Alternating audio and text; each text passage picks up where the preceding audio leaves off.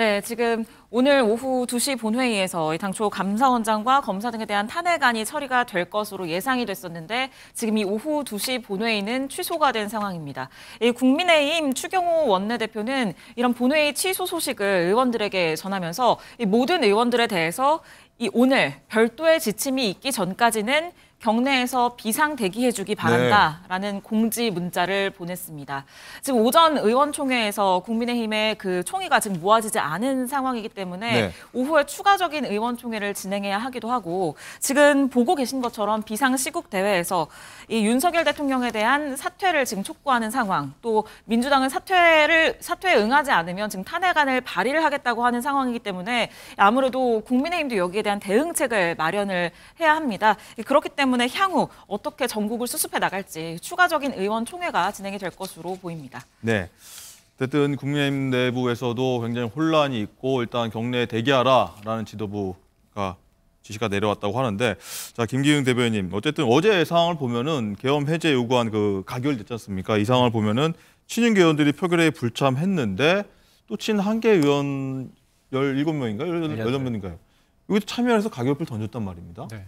이 부분은 어떻게 해석해야 돼요? 그러니까 이 부분은 이제 친한계나 친윤계냐 그렇게 볼 수도 있지만 저는 국회의원은 개개인의 헌법기관 아닙니까? 그렇기 때문에 이 계엄 선포에 대해서 본인이 느끼는 이게 부당한지 아니면 납득이 가능한지 그런 상황 속에서 저는 판단을 했고 그 판단에 대해서는 존중을 합니다. 근데 이제 보시기에 친한계 쪽 분들은 17좀 많이 했는데 친윤계 분들은 보이지 않았다는 그런 측면에서 언론이나 국민들이 볼 때는 뭐 친한과 친윤이 달리 사안을 판단한 거 아니냐 그런 얘기를 하고 있고요.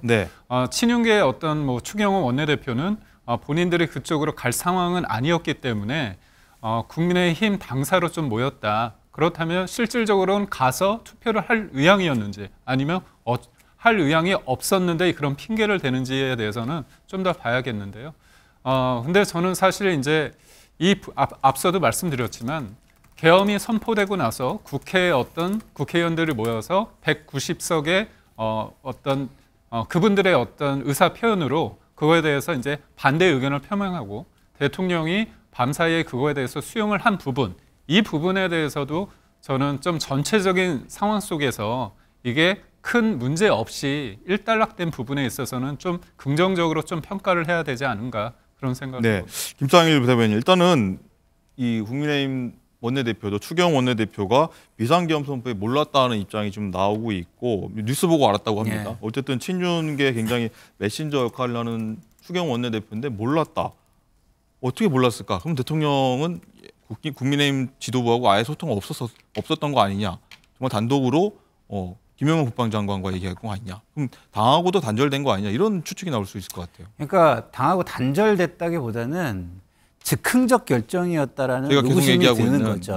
김용현 국방장관 주도하에 이야기를 듣고 거기에서 현 상황에 대한 어떤 자기 감정에 함몰돼서 자기 생각과 자기 감정에 함몰돼서 그것을 수용하게 되는 그런 어떤 오류를 범한 거 아닌가 뭐 이런 생각이 저는 드는 거고요.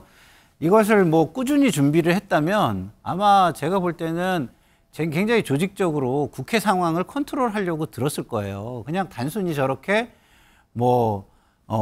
그 지도자 3명만 뭐 체포를 해가지고 그것도 이제 뭐 이렇게 알려진 그냥 뭐 사실인지는 아직 모르지만 그런 식으로 대응하지는 저는 않았을 것 같거든요. 굉장히 꼼꼼하게 준비를 했을 것인데 그러지 못했다는 것이 즉흥적이었다라는 것을 보여주는 걸로 보고, 그러나 어쨌든 추경호 원내대표는 정치 지도자 중에 한 명이에요. 그 위치와 권한에 걸맞는 책임을 지셔야 된다고 저는 생각을 해요. 저기 나와서 저러고 있을 게 아니라 본인도 사퇴하시는 게 맞아요, 지금. 왜냐하면 좀 아까 뭐 친윤 의원들의 판단을 존중한다고 말씀하셨는데 그거는 굉장히 같은 편의 입장인 거예요.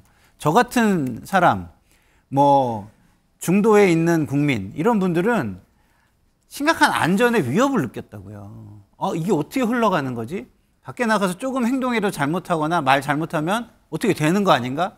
제가 어제 방송 출연 요청을 2군데서 받았어요. 하나는 이제 너무 멀어서 섭외가 시간이 걸리니까 안 된다 그래서 됐고, 또 한 군데는 2시 출연이었는데 집에서 가지 말라고 막 다 반대를 하는 거예요. 새벽 2시에요? 네. 제가 나가가지고 지금까지 해온 스타일상 뭐 좀 이렇게 쓴소리를 할 가능성이 높잖아요. 그러면 계엄사에 잡혀가지 않겠냐라는 걱정을 하는 거예요. 반국가 세력, 체제정복 세력, 뭐 여기 그러다 보니까 언론과 출판 통제받는다. 네, 그러다 보니까 가족들을 못 가게 하는데 저는 또 이제 뭐 안 간다고 할 수 없어서 가겠다고 했어요. 근데 다행히 방송국에서 다시 전화가 온 거예요. 네. 위에 편집국이나 이런 그 상층 지도부에서 평론은 지금 좀 굉장히 좀 약간 가능하다. 예민하니까 예. 학자들의 뭐 법논리나 이런 것만으로 방송을 꾸리라고 해가지고 네. 뭐 평론은 좀 포기하기로 했다 이러면서 와가지고 저희 가족들이 다 안도를 했습니다. 그렇군요. 자, 이 정도로 안전의 위협을 느낀 겁니다. 뭐 뭘 그렇게까지 예민하게 생각했어요. 저한테 그렇게 말씀하실지 모르겠지만 제 입장에선 그렇게 느꼈다니까. 이거 어마어마한 사건인 겁니다. 근데 이런 사건을 친윤 의원들이 사실상 방조를 했다? 정치적 책임을 지셔야죠.